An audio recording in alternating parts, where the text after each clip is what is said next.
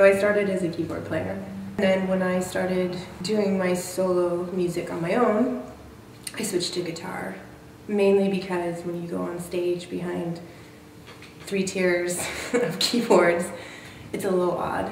It always felt like I was giving some sort of lecture rather than being on stage rocking out. I mean, it's so much more freedom to have a guitar and be able to move around the stage. So I taught myself guitar and started singing. And then eventually taught myself bass and a little bit of drums. I think I wrote a lot about angst and being a young, person in the world, trying to connect with the world, and it's interesting that when I finally had an album out, and it's the only thing that people have to reference me by, is a lot of music that I wrote from the time I was about 17 till I was about 19, and that's like my living record, which is really, it's kind of funny because obviously everything was very heavy. Loneliness, misunderstood, wanting to connect, wanting to know, and then a little bit of spice of the injustices of the world and why does this happen and why does that happen.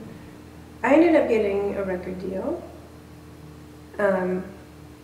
in the whole craze, the whole Seattle feasting frenzy, which was, I was proud of, the fact that I was getting a record deal, I guess, but mainly because I felt like finally I was going to be able to release some of the music I was making. Because part of the thing that I struggled with being in Seattle during that time is I was part of the music scene, I guess, but I was never really part of it. I was a part of it, but I was always sort of over here, because again, I'm not sure people knew what to do with me because I wasn't really sort of, I wasn't a sub-pop band, I was an indie band, I was like, I wasn't rough enough for some things, but I wasn't polished enough for other things. And I feel like I was put in a position where I was waiting a lot. So I got, you're going to sign a development deal, you're going to sign a publishing deal, you're going to sign a record deal, like it's coming, it's coming, it's coming. So I didn't release any of my songs like independently because I was about to be doing this, and I bought it. I was like, oh yeah, my stuff will eventually be released. The only downside about that is that I have 1 album out, and over my whole span, because there was so much strategizing and waiting, and this is going to happen and that's going to happen, and so in hindsight I kind of wish I had just released my songs instead of waiting for them to figure it out. The first deal I got was a development deal with Epic, and it sounded like a great deal because basically the deal that I signed, they said, we want to give you some money to live off of so you can focus on songwriting, and let's see what happens over the year, and then sort of like we'll give you a testing period, and then we'll evaluate later if we're going to actually sign you. But in the meantime, it was like an opportunity to just focus solely on writing, which was great. But pretty quickly after I signed that deal, I realized that I actually had signed something that I didn't think that I was signing, but they started finding people for me to write with. So most of the people that I got paired up with for songwriting, these brilliant, amazing matches that were supposed to create this magic and these wonderful songs that were going to launch my career, or whatever they were doing, I'm not really sure. But most of them were these men who were in their sort of, probably mid-30s to mid-40s, but to me just seemed middle-aged because I was 20.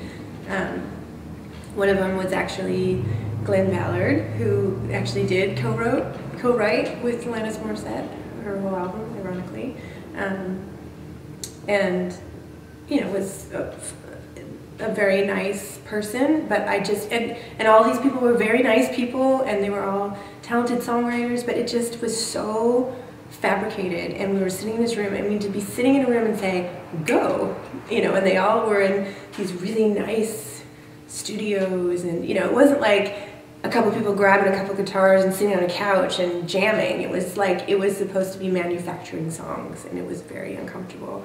I was paired with 2 women, but again, both of them were much older, and they were professional songwriters. That's what they did, you know, and professional lyric writers. And that just was such a weird thing to me.